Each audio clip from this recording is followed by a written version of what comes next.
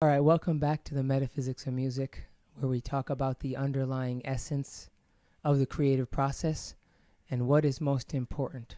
Don't allow your ego to empty your energy. So, I've been thinking about this for a while, but it just came into a lot more clarity the past few days, and even just now when I was just listening to a song that I made. And it's a phenomena that happens when you're listening to a song you made, right? And you're happy about it. You're in the zone. You're creating it. You're flowing with it. You're not even thinking about it. You're not even yourself as a body, right? You're just a piece of energy. But then you start to think about, all right, well, me in front of. Then you start to think about yourself in front of the stage, in front of people, and all the praise you're going to get from the song, and all the things you're going to get from the song. And that may be exciting in the beginning, right? But it's important to understand that that stuff is just stroking your ego, stroking the part of yourself that thinks it's separate from everything else. And you need to be completely aware. You need to be aware, and you need to beware to watch this function, because this can take you down energetically so many notches. I've seen it happen to myself. I've seen it happen to many artists before. So don't let your ego drain your energy. What is the ego? Is the ego a bad thing? It's not a bad thing. Our ego is our sense of self. It's who we are. It's our identity. But it's not our true self. Our true self is connected with everything. It's the energy that is everything. So it looks like people are separate from you, but in reality, in the true reality, no one is separate. Everyone's connected, and everyone's reflecting you, and everyone's a part of you. So the ego is the version that you see yourself, you're able to identify and make decisions and do things, which is fine, but you don't want to let it overrun your life. As an artist, it's easy to let the ego overrun your life because you get seduced with all these temptations. So, right, let's go back to it. You're making a banger, you're making a song, and then your mind and your ego is like, well, I'm going to be on this stage, and I'm going to get all this money, and I'm going to get all these people and all this stuff because of this music. And that's the first mistake, and that's the first trap that the ego gives you.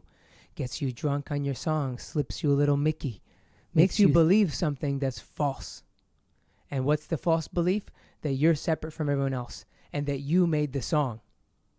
So this is the problem with artists when they get big and their ego gets inflated. They start to see from a distorted lens. You ever wonder why artists, in the beginning, their art was pure and they made bangers, but then they get signed and they get a bunch of money and their music falls off and they suck? It's because of this. They start to see from an incorrect lens. They start to view, oh, I made this thing.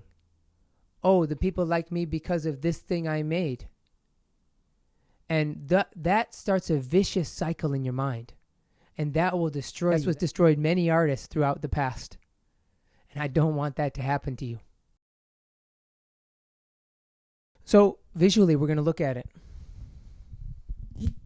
So look. You made a song. You're listening to your song. You just made a banger. You just channeled a song from the music gods.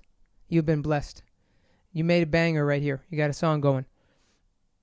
You're connected. You're in the vortex. You're in the vortex. You've been blessed with a banger from the music gods because you practiced quantity and you've gotten to the quality aspect. But now you have a choice to make. Now where the temptation is. Every little step is like a video game. You have to be aware on how to stay in the zone. How to keep retaining that pure essence. This is what How to Make a Banger is about. I'm obsessed with how do you stay in that zone. Why did Michael Jackson not make another Thriller? Why did Nas not make another Illmatic? There's got to be a way, and I figured it out, how to constantly tap into that flow. And my theories may not be proven now, but over time, I assure you, you'll look back at this video 20 years, 30 years, 40 years, 50 years, and you'll see what I'm saying is correct. And if you just apply it to your own life, you can see it. You're in that vortex. Now, if you decide, now the temptation comes of like, oh, this is the ego comes in, the ego and temptation, like, oh, I'm going to be on the stage and I'm going to get so many likes and I'm going to get so many people liking me. As soon as you go into that, you're playing into the ego. Your vibration goes down immediately. You go down into the gutter. Your career might as well be over.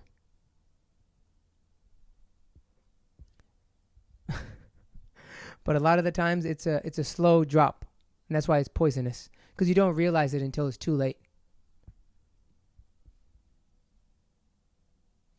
And like you're in here, this is you, but then your ego tempts you.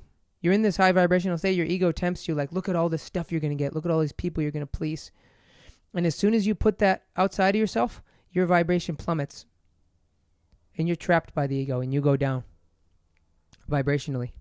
It may not be apparent right away, especially if you're an artist who's blown up and it appears like everyone's liking you and stuff. And that's even more dangerous because it's going to take years for you to realize what happened. So I suggest any artist who's on that top space, you need to be very, very aware of this. You need to be crucially, because you've already made it. You've already made bangers. You're already in the vortex. You're already making money on it. But you need to be aware of this. You need to be able to keep making bangers. Making bangers is like, bangers just don't come to anyone. You have to be worthy of receiving the banger. And how do you be worthy? You have to be in there with no expectation, with no ego. You have to be there as a channel. You have to be in there as a channel for spirit. You need to be there with devotion. That's why you put in hard work, because hard work gets you there, passionate work. And what you do to avoid this, you have this temptation and you think, okay, grateful, I'm cool, I'm glad it's helping people, but you stay focused on the goal, which I have represented as the sun here, where the sun it represents the source, it represents the energy. And you want to stay focused on the energy. You don't want to focus on the byproduct. You don't want to focus on what you're getting. You don't want to focus on filling yourself up with a song or with people, because that's impossible. You're already full. But if you can't see that you're full, you're always going to look outside yourself for things to fill you up, and you're always going to end up in the gutter, unhappy, not making bangers anymore. This is a crucial juncture you need to understand, and you need to stay focused on your devotion to your craft and understanding that you're a channel for spirit and people need the art that you're creating. So let me get out of the way. This is also why we release everything we make, mind you. Because if you hold on to stuff, you're blocking the vortex, you're blocking the energy, and eventually you sink down because you're not fulfilling your oath that you said when you started to become a musician, that you're gonna bring in energy for the people. Even if you didn't say that literally, you said that energetically.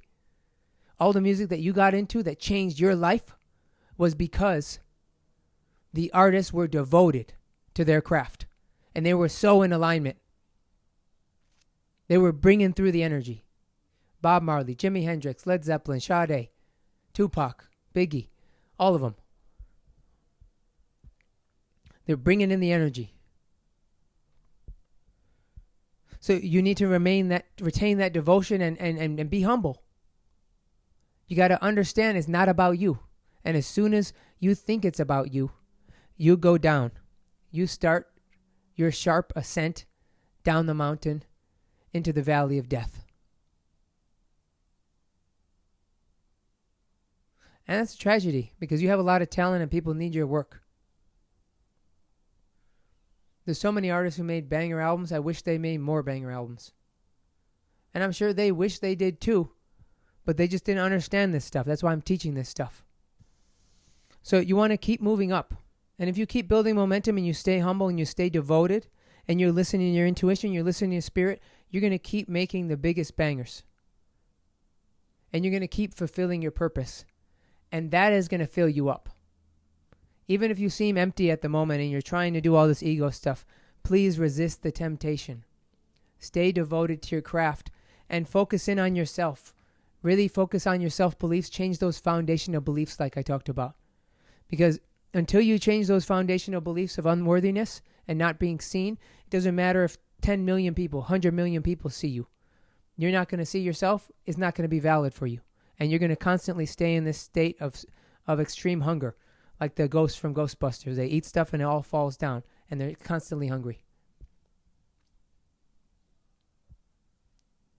So at that point, if you're still successful and you're still unfulfilled, then it's something internally that you're not looking at. It's a spiritual quest you need to go on, which music can help you go on if you follow my procedure here, if you follow the proper procedure. But you may need to go deeper than just music too. So I rest my case. If you want to work with me, get my book, The Metaphysics of Music, and at some point in time, you'll get an email about artist development, and at that time, you'll have an opportunity to work with me.